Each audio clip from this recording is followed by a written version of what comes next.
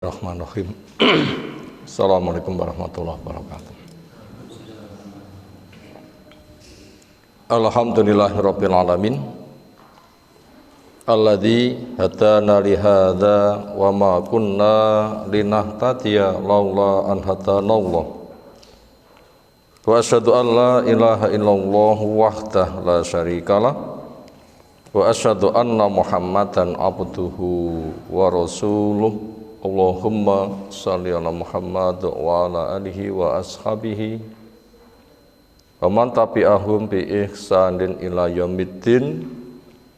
Ya ayyuhalladzina amanu taqullaha haqqa tuqatih wa la tamutunna illa wa antum muslimun wa ba'du. Fa inna asdaqal hadisi kitabullah wa khairal hadyi hadi Muhammadin sallallahu alaihi wasallam. Syarrul umuri muhtasatuha fa inna kulla muhtasatin bid'ah wa kulla bid'atin dhalalah wa kulla dhalalatin finnar.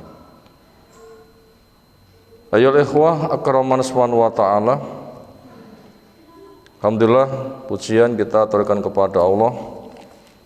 Ada besarnya nikmat, semoga kita bisa menyukurinya, menggunakan nikmat untuk meningkatkan ketaatan. Dari kitab Al-Wajiz Aqidah As-Salaf As-Saleh Al-Sunnah Al-Jamaah. Insyaallah kajiannya kita lanjutkan sekarang masuk di halaman 226. Nomor 17.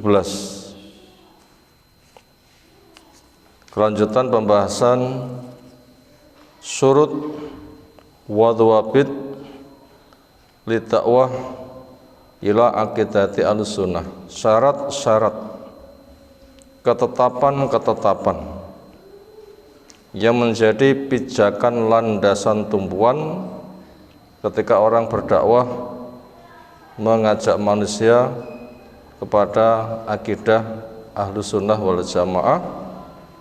Sunnah adalah as-sunnah, sunnatul rasul, perilaku Nabi SAW di dalam mewujudkan Islam.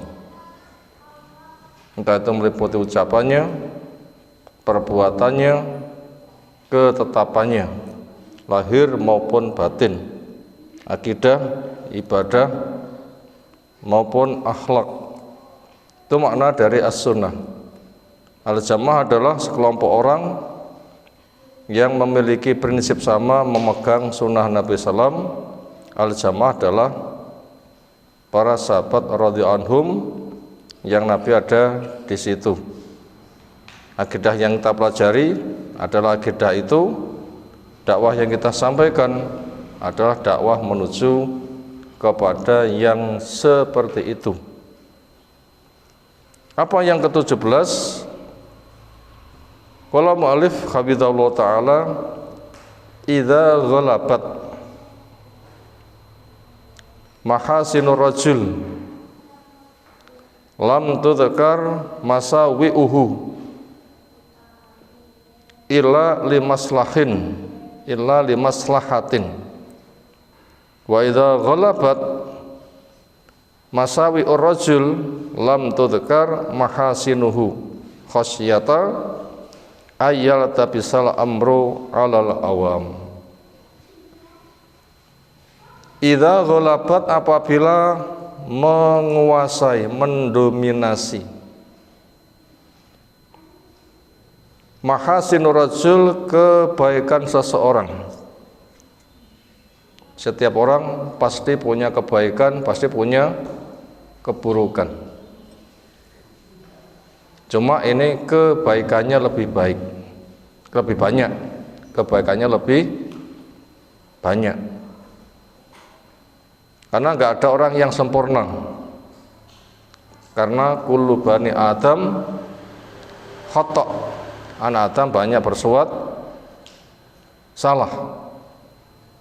Sampai Nabi pun secara bawaan manusia juga salah. Teguran Allah pada Nabi kita ketika salah juga sering. entah itu abasa wa tawalla, entah itu afallahu anka lima adinta lahum, entah juga ya ayuhan nabiyyu lima tuharimu ma ahallallahu laka. Tapi itu untuk pembelajaran disebutkan kesalahannya. Itu secara salah tidak salah, siapapun punya kesalahan. Yang sekarang kita bahas poin pertama, bila kebaikannya lebih banyak daripada keburukannya. Misalnya kebaikannya nilainya 90, keburukannya 10. Itu namanya masuk kategori ghalabat, dominan. Lam tudkar enggak boleh disebut masawi'uhu, kejelekannya. Enggak boleh disebut kejelekannya. Illa, kecuali limaslahatin, untuk sebuah maslahat. Sebaliknya wa idza ghalabat, bila menguasai, bila dominan yang lebih banyak. Masawi'ur rajul, kejelekan seseorang. Lam tudkar, enggak boleh disebut mahasinuhu, kebaikannya. Kenapa? Khasyata, karena dikhawatirkan ayal tabisa al-amru, perkara ini menjadi ruwet alal awam, kepada orang awam.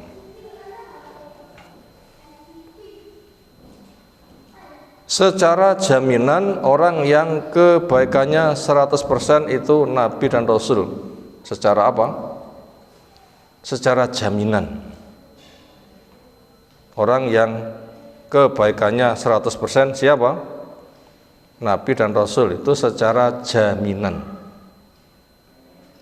Tapi secara bawaan kemanusiaan nggak ada orang yang sempurna. Tapi secara jaminan ada.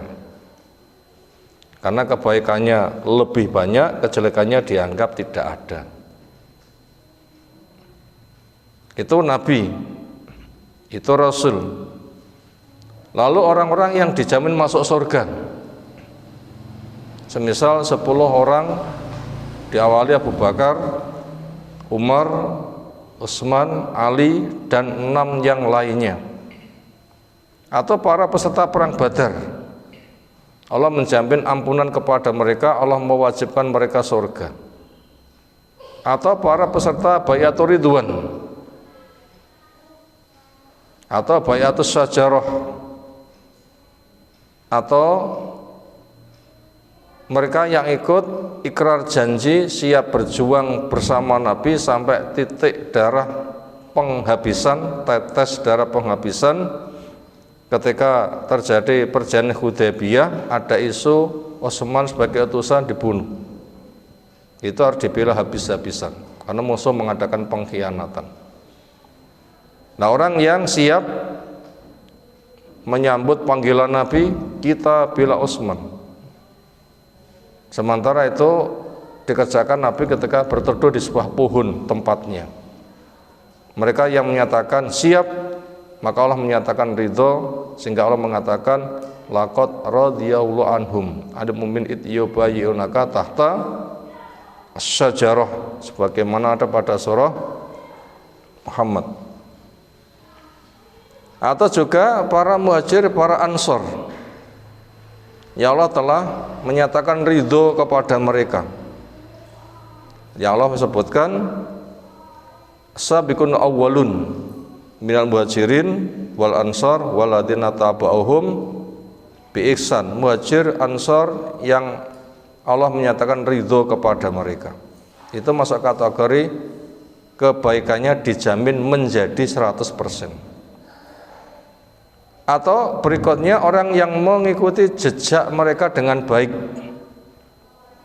para imam generasi tabi'in, para imam generasi tabi'in, dan para imam-imam berikutnya yang sejalan dengan mereka, maka keterbatasannya dimaafkan, kebaikannya dijadikan jaminan keridhaan. Maka kepada orang-orang yang mendapatkan perlakuan dari Allah seperti itu, maka itu tidak boleh disebut kejelekannya, walaupun mereka punya kejelekan.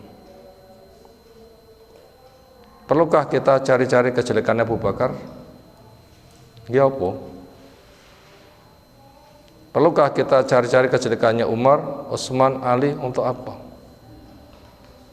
Kejelekannya Imam Syafi'i, Imam Ahmad, Imam Bukhari untuk apa? Lah kamu cari kebaikannya saja kamu belum bisa menghabiskan. Untuk apa mencari kejelekannya? Yang ada kebaikan mereka pelajari, teladani, karena mereka itu menjaga sunnah. Mereka tidak nambah, tidak mengurangi, tapi membawa apa adanya.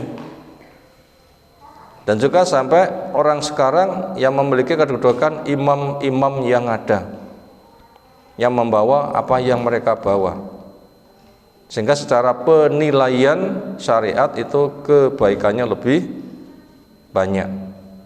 Maka tidak boleh disebutkan kejelekannya, nggak boleh disebutkan kejelekannya. Makanya orang yang peran dia di masyarakat itu sebagai pembawa sunnah, penyampai ilmu, pembawa sunnah, ilmu sunnah, itu ngati-ngati untuk mengambil teman dekat, supaya ngati-ngati mengambil teman dekat. Untuk apa? Ngati-ngati mengambil teman dekat. Untuk apa? Untuk menjaga kebaikannya, jangan sampai bocor keburukannya. Kalau bocor keburukannya, masyarakat nanti tidak menghargai, ilmu tidak dipelajari. Lah ilmu sudah tidak tersampai, masyarakat mau terbimbing dengan apa? Ya walaupun itu punya kejelekan. Makanya orang yang memiliki peran seperti itu ketika golek konco, ojo sembarangan. Carilah teman yang memiliki kriteria mukmin. Yang tanda keimanan adalah cinta kepada saudara seperti cinta kepada diri sendiri, termasuk nutup aib, nutup aurat, nutup aib. Karena orang yang membawa ilmu, aibnya itu karena keterbatasan. Bukan orang yang memang jelek ngerusak kepada masyarakat. Aibnya itu karena keterbatasan. Demikian juga ketika mengundang makan, jangan mengundang makan kecuali orang yang takwa. Wala yakulu ta'amaka illa taqiyun. Jangan makan makananmu kecuali orang takwa. Kenapa? Karena ngundang makan berarti menghadirkan orang ke rumah. Bila sudah disilakan masuk ke rumah, nanti akan tahu isi rumah. Karena itu bukan rumahnya Nabi, bukan rumahnya Rasul. Mungkinkah di rumah itu ada dosa? Ya besar. Lah wong takwa nanti akan bisa nutup aurat, nutup aib. Kenapa? Ini keterbatasan. Tapi diundang orang itu sembarangan, masuk rumah tahu aib, akan diceritakan sono sini. Oh jebule ngono to, malah kembo, napa kembo niku? Serapatek srek, sehingga sholat tidak dipercaya. Apalagi nanti menggunakan bahasa-bahasa miring. Pinter ngomong jebule ya. Atau bahasa semisal. Nah itu berpotensi terjadi. Maka daripada itu untuk menjaga hal di atas yang butuh mengadakan penjagaan itu ya pertama diri orang itu sendiri, yang kedua lingkungannya. Diri orang itu sendiri, yang kedua adalah lingkungannya.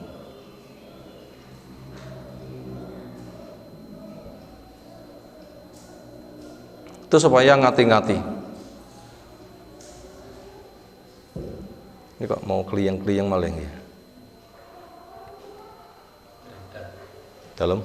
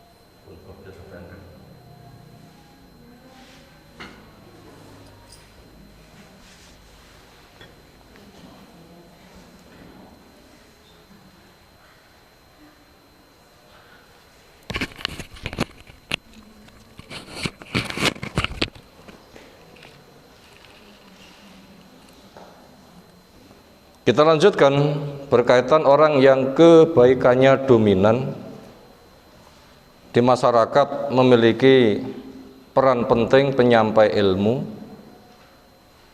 sementara dia tidak ada urusan, makanya kekurangannya jangan sampai disebut, tutupilah. Ini kaidah.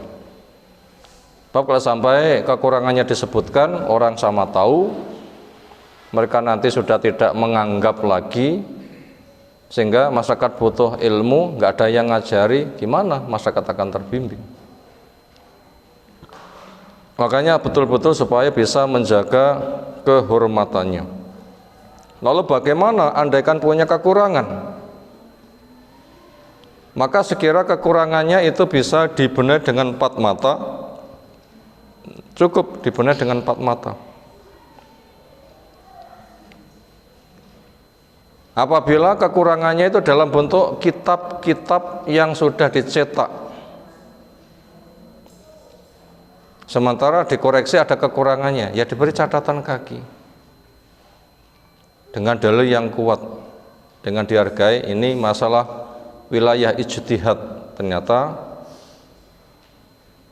ada sisi yang butuh untuk ditekankan di bidang ini, koreksinya gimana, sehingga tidak menghormati, sehingga peran dia tetap untuk mendapatkan kehormatan, bukan untuk mencari kehormatan orangnya, untuk menjaga ilmu yang dibawa.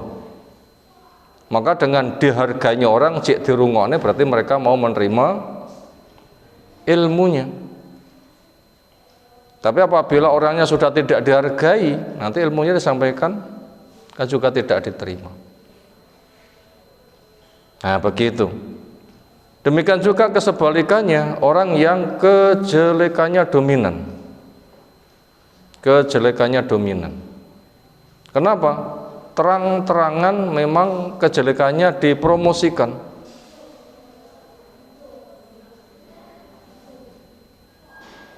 Siapa misalnya?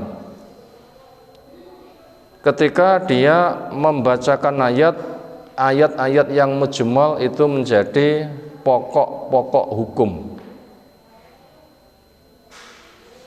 tidak membawa yang mujmal kepada muqayyad. Ayat-ayat yang bersifat umum tidak dibawa kepada makna khusus, padahal ayat itu berkait dengan yang lain.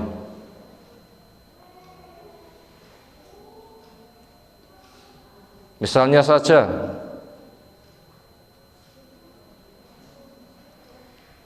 ketika berdakwah supaya banyak mengalah, sehingga orang kafir banyak dimaafkan, akhirnya itu menjadi ketetapan hukum. Padahal kondisi yang ada itu kondisi sudah hijrah, sehingga dengan begitu nanti Islam tidak ditegakkan. Kenapa? Daftar untuk nyingkir. Ujung-ujungnya dia membawa ayat kayak begitu untuk memundurkan Islam. Yang ada orang kayak begitu ditakhdir, diperingatkan akan kesalahannya supaya menghentikannya. Bahkan kalau waliul amri memiliki sebuah lembaga untuk tugas meluruskan, panggil untuk diluruskan, tidak perlu ditangkap, sehingga diberikan sanksi tidak boleh untuk terjun di tengah-tengah masyarakat. Nah seperti itu, tidak boleh terjun di tengah-tengah masyarakat. Nah bila sudah kayak begitu nggak boleh disebut kebaikannya, nggak boleh disebut kebaikannya. Untuk apa disebut kebaikannya? Nah, ini kaidah penting. Sementara di masyarakat sangat banyak. Misalnya sudah jelas dia itu memiliki aliran Khawarij, sudah jelas memiliki akidah Syiah, sudah jelas dia sebagai kelompok Jahmiyah, kelompok Mu'tazilah, kelompok para filosofis ahli filsafat, kelompok sufi, kelompok mubtadi'ah. Ya, dijelaskan akan bahayanya kaum muslimin punya sifat hadar wa tahdhir. Secara pribadi waspada, secara ke masyarakat waspadakan masyarakat. Maka apabila sudah seperti itu, maka jangan disebut kebaikannya. Itu begitu. Jangan disebut apa? Kebaikannya. Masyarakat awam nanti akhirnya malah bingung. Ini diambil atau ditolak? Nah, masalahnya begitu. Diambil atau ditolak?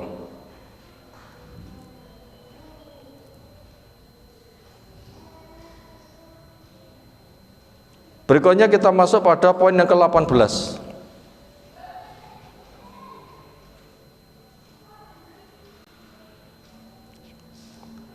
Isti'malul alfadhis syar'iyyati litaqqatiha wa nadhibatiha wa tajannubul alfadhit dakhilati al mutalawwiyati masalan surah la demokratiyah.